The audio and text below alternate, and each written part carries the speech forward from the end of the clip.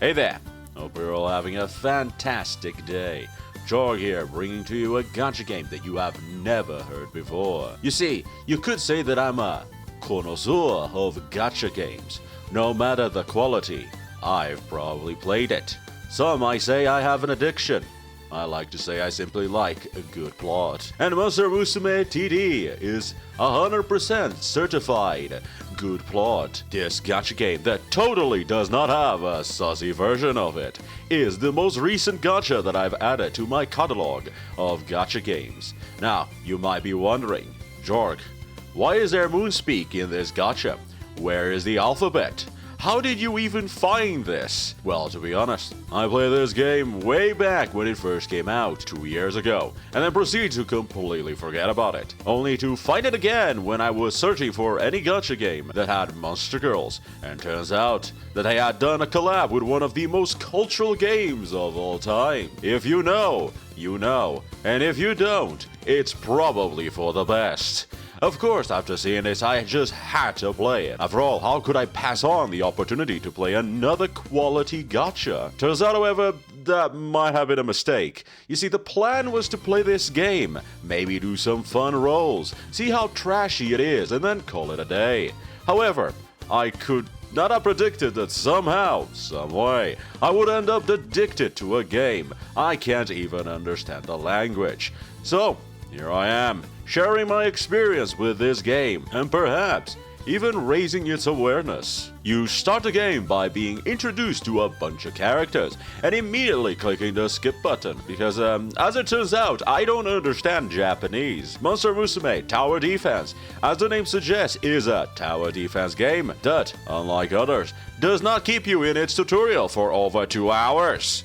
In fact, its tutorial is barely even a tutorial, instead being 1 or 2 prompts appearing in the map, telling you what the characters do. Not that I actually understand this Moonspeak, and then letting you do whatever you want, making the experience feel pleasantly natural rather than forced, as most tutorials do nowadays. Now, as far as unit types, you have a total of 7 classes. You have the Fighter. Fighters are exactly what you would expect. They are melee. They have a good amount of health, decent damage, and decent defense. They are the basic of the game. Then you have the tank. Tanks are like the fighters, except they are way more expensive. Oh, so much more expensive. Oh my god, why are they so expensive? And also, they traded their offense for defense, because tanks. That's what they do. They can also block the largest amount of enemies in the game, making them really good against rushes, except not because they're so expensive that you can't actually place them in time to stop the rushes. You have the Sniper, which are essentially the archers. They are generally the DPS of the game, but more importantly, their main focus is air units, making them the anti-air of the game. This is more relevant than you would imagine, because oh my god, some maps just have so much air units all over the place. Then you have the Sorcerers, aka the AoE of the game. Lots and lots, and I mean, oh my god, that is a lot of damage. Then you have the Healers. Yeah, try to guess what the healers do. Then you have the Scout, which are basically the assassins. They are kinda weird and all over the place, but the important part about them is that they are ranged and can be deployed in any circle. And finally, the Support, which can't attack, which is a bummer, but they do buff your team a lot, which is pretty good. And that's it, except it's not, because even with these classes, you have other classes, meaning that just because someone's a sorcerer doesn't mean they can't be a healer, or just because someone's a fighter doesn't mean they can't be a summoner. Classes allow you to easily understand what the character does out of face value, but ultimately what determines their role is what their skills do. Like for example, this Mandrake girl right here. Yes, she is but a common that you'll get tons of from the gacha. Yet, I cannot remove her from my team, because while all she does is heal, and there are way better healers that I could be using. Her cry alone is enough to stun the entire map, effectively making her one of the best stallers in the game, despite the fact that her class is just a healer. 3 maps in, the game decides that your team composition is lacking and introduces you to a brand new unit what was I saying? Anyway, appreciate her for her design, because you're gonna remove her from your team the moment you get any more unit, because she is not that good. After which, the game introduces you to the attribute system, which is fairly simple. Some placements have colors to them. Match the unit to the color, and the unit gets a boost to their stats. That's all there is to it. It's pretty simple. The game does show you the map beforehand, so you can prepare your team so that you have the correct colors to match. Although, to be honest, you don't really need to do this until you reach the later stages, where every little boost matters. And after that, it's done. Tutorial is over. And it only took 20 minutes. I'm only emphasizing this because some other tower defense games think they are complex enough to warrant over 2 hours of tutorial. Isn't that right? So with that out of the way, I'm introduced to the New Year event character, after which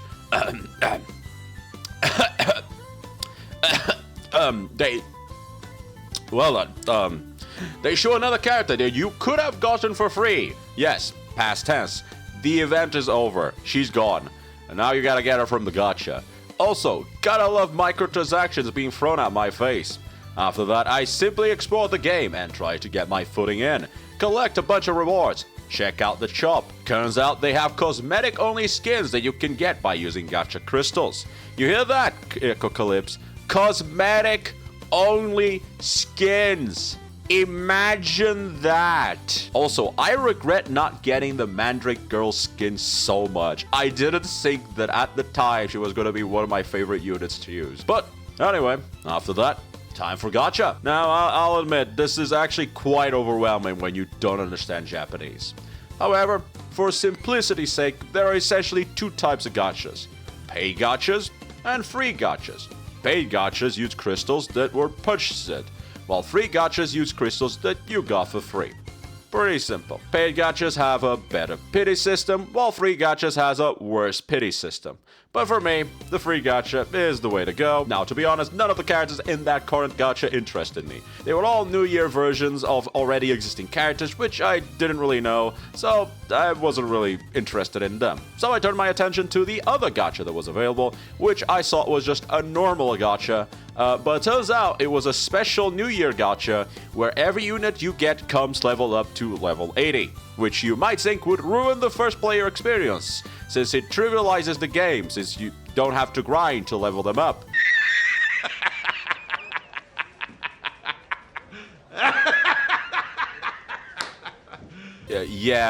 No, it doesn't. Anyway, time for gacha. Yes, I did just get a legend on my first 10 roll.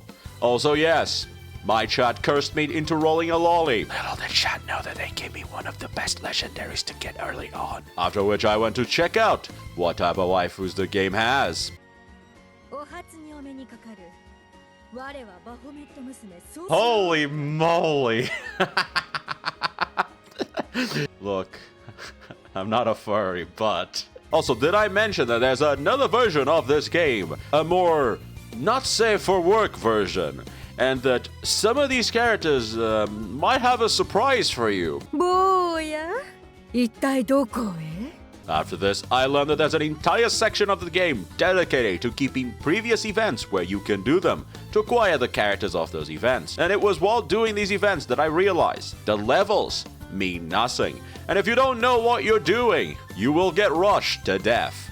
Now, I know what you're thinking. How the hell do I know what is going on? The answer is Google Translate. You see, whenever I want to understand something, I just open the snipping tool, take a snip of the screen, and then upload it to Google Translate, which will translate it for me. And I've done it to all my characters. Most of them. Sometimes. When I remember. Now, let's talk about the actual gameplay, because it's actually quite fun. For me, at least. I like tower defense games. The vast majority of maps are what I would call brain dead.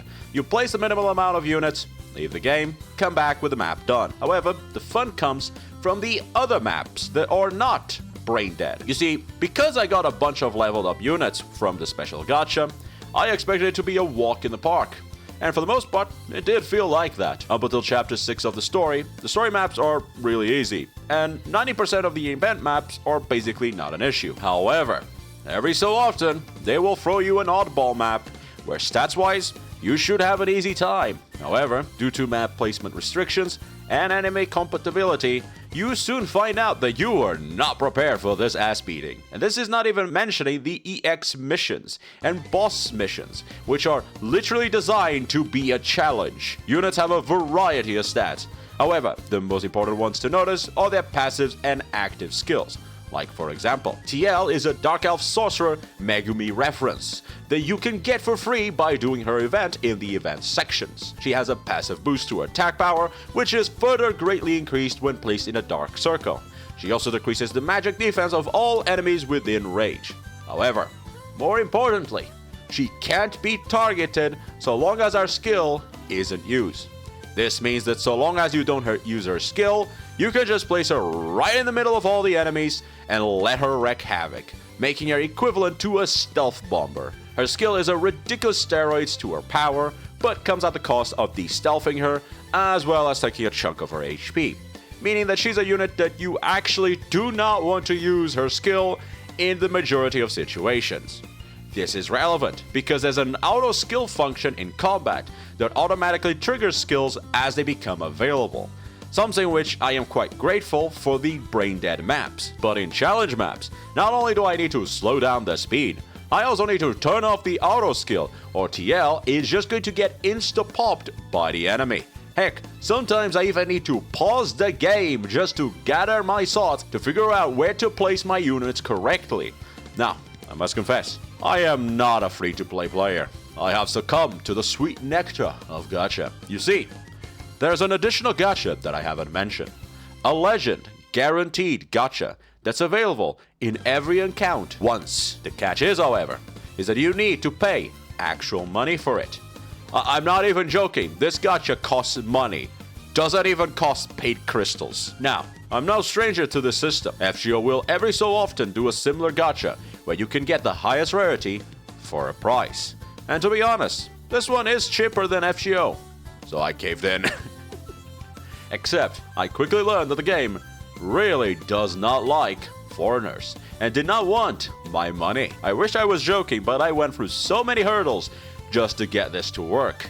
I first tried to simply using a VPN. However, errors kept happening on the mobile version, so I thought of trying the browser version, which I remembered. Problem was that all age version was blocking my country, and I could only access it through a VPN. Additionally, I learned that my old account was still there, so I gave up through that method. Also, funnily enough, the all-age version is blocking everything that's not Japanese, but the hentai version has no blocks, which I found hilarious. Regardless, off-stream, I began to think of how to make it work.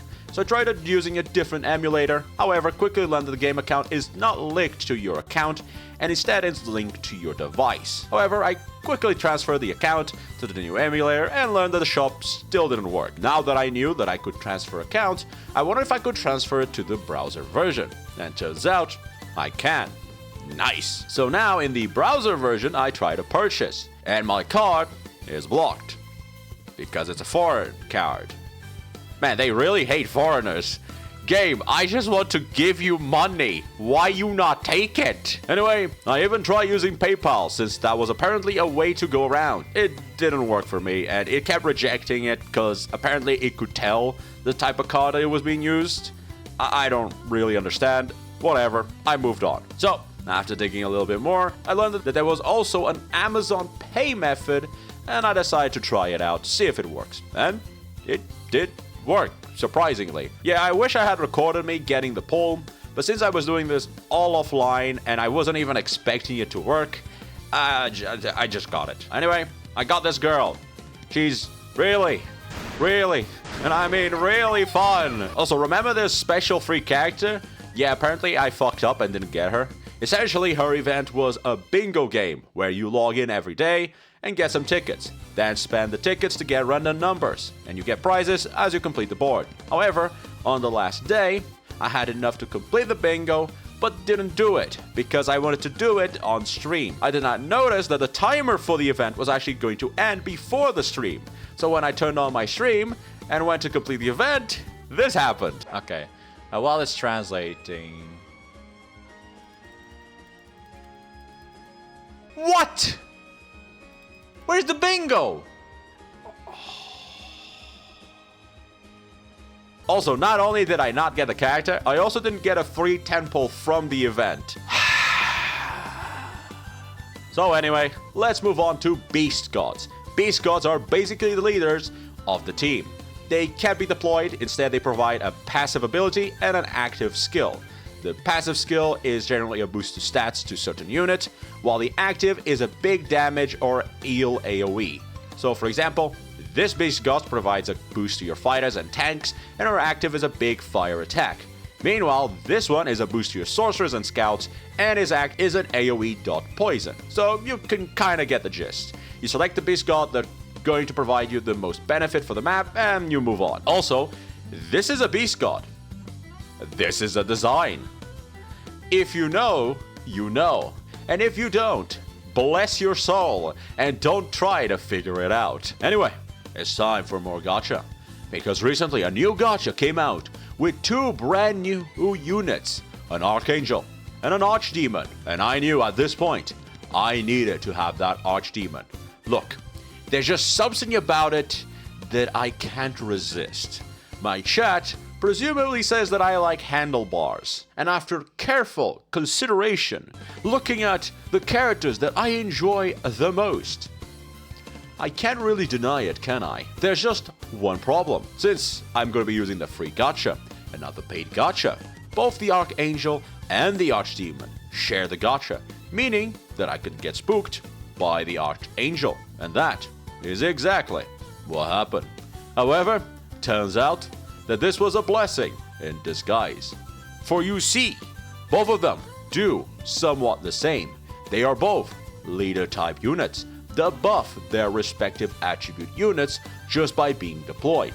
And, as it turns out, a good amount of my units are light units, meaning that the Angel ended up being not the unit I wanted, but the one I needed. Also, whenever I use her skill, she turns the circle into a light attribute, meaning that despite being a tank, her actual role is to be a flying rat, spreading her light illness throughout the map. Of course, despite this, I couldn't let the Archdemon pass, so I farmed some more crystals, and on the next day, was prepared to push the gacha into its pity. And so, it began. An epic and a legendary. Wait, are we gonna get her? I mean, no, I could get the Angel, or just get spooked by something else. But we got a legendary, at least. Oh, we got 2 legendaries! Holy shit, please! I swear to God, if she's not there, I'm gonna be pissed. Oh, nice, Mandrake's actually good. We actually need Mandrakes. Oh, God. Uh-huh. Uh-huh. Okay, Angel. That's fine. Oh god, it's gonna be 2 Angels. Okay, we got both of them. Nice! Oh god, thank god. Yeah, I got both in the first gacha of the next day. That was actually very anticlimactic. I was not expecting it. So now that I've acquired her, I proceeded to put her in the storage, since I don't use enough dark units to warrant using her. Anyway, it's time to show off my team. Firstly, we have the Kraken Girl, my best unit by far. This girl is a fighter, a healer, a summoner, a tank, and a utility unit, all in one package. She is part of the first characters that were ever released in the game. Her skill gives you deployment points, heals all your water units, spawns a tentacle next to her that deals damage and tanks for her, and gives you tentacle tokens that you can attach to other units. In addition to this, she's also cheap to deploy, and her attacks are a small AoE, and she has a little bit more range since she uses a spear. Yeah, turns out Shad's lolly curse ended up being a blessing because she's recommended for new players due to how efficient of a unit she is. Then we have the Thunderbird Girl. I love her. She's so fun. The range is insane. Plus, stuns. So many stuns. Also a recommended unit. Yeah, turns out my account was very lucky because you see, in this game, aside from collab characters, pretty much whenever a new legend is added, they all join the same gacha, meaning that you can basically get any of these legendaries when you roll for a gacha. Anyway, moving on. You already know the Dark Elf girl that's a stealth womber, and the Mandrake girl that stuns on command. Then there's the Undine girl, which heals 1% HP every second to every ally within range, and is a sorcerer. Making her a sorcerer, they're pseudo heals. There's the Fire Salamander girl. She's basically a worse version of the Kraken girl, but she's free to get, and Kraken girl is broken, so being worse than broken is still pretty good. There's also the Werebear girl. She's also a free unit that you can get. So, in this game, there's a class of units that are Transformers. Most of them have Were in their name, so like Werebear, Were-Tiger, Were-Rat. You get the gist. She's a fighter that turns into a pseudo-tank when transformed because of how high her HP regen is. Then there's the Springen girl, which I learned in this game are apparently ghosts of giants. I always thought that Springens were more a combination of dryads and satyrs, but no, they're actually giants. The FGO design makes so much more sense now. Anyway, she's a tank, and her best quality is that she's short. I'm not even joking. You see, in the game, because she's short, she has the passive skill of having less HP than normal tanks, but also being super cheap to deploy. While most tanks cost around 24 to 26, sometimes going up to 30 to deploy, she costs a mere 13, effectively half of a normal tank. Being so cheap, you would think that the HP debuff is bad. And sure, minus 20% HP is pretty bad. But who cares? She still has big defense stats like any other tank, so she's still barely taking any damage. After that we have the Archangel, which I already mentioned. Then there's also the Troll Girl. I like the Troll Girl. I'm not sure why though. She's what you would call a bomb unit. She's a glass cannon. Lots of damage, but very squishy. Also, when skill is on, she turns into a boss killer. If the boss doesn't one-shot her, that is. However, her main aspect is that she deals damage and stuns all enemies within range when deployed, making her a unit that is best to deploy and retreat over and over again, like dropping a bomb on enemies, hence a bomb unit. And finally, the two new additions, although I'm still debating whether to keep them or not, is a Fairy Girl, whose only reason to use is because she doesn't cost a deployment slot, and that she's of the light attribute, which gets boosted by my Archangel. Otherwise, she's not that good. But since I can only deploy 7 units at a time, she allows me to deploy 8 at a time. Or I guess in this case it would be 7.5 a time? Anyway, finally we have the Gnome Girl. Is she a Gnome Girl? I don't know what she is. I call her a Catapult Girl. She has a lot of range, and that's it. I'm testing out how useful she is, and her damage plus her range is pretty good so far. But I need to level her up so that I can see how she functions in challenge map. There's also a bunch of other characters that I keep in the sidelines, like the Cowgirl and the Mimic, which are very good in dungeon maps, the Zombie Girl, which is resistant to poison, the Orc Girl, which is a decent fighter with some sustain, another Dark Elf, except she's an archer, she's the same as the other one, except she doesn't have AoE, and many more characters. The thing that I've enjoyed the most about the game is how it handles its units. One thing I really hate about a lot of gachas is how lots of gachas have the higher the rarity, the more powerful the unit is mentality. And while for the most part, I can accept that. Okay, a unit is harder to get, so it should be strong to compensate for the fact that it's really hard to get. However, it really sucks when you end up liking a character of a lower rarity, but can't use them because the game effectively handicaps you for not using the highest rarity. The other part that sucks is that the whole point of team building is to figure out how each unit best works together. And this game, so far at least, seems to be like that. I mean, I have 2 legend units I don't use because they don't fit my current team. And I'm using commons because the utility they bring is way too valuable to let go, which to me just scratches that itch I have for team building. And I'm very happy that this is a gacha game that has that process in team building, unlike other gacha games which just slap all the highest rarities and it all just kind of works. But anyway, you've been hearing me praise the game all this time. But what are the negatives? Well, duh, there's no English. Like, I just skipped the story. I have no idea what's happening. Although, to be honest, I don't think the story matters that much. Remember, this is this game has a not safe for work version. So the story is what you would expect from that type of game. Also, another negative. Where's my Monster Girl Quest rerun game? 1, 2, 3, 4. Oh, wait. No, not 4 yet. 4, 5.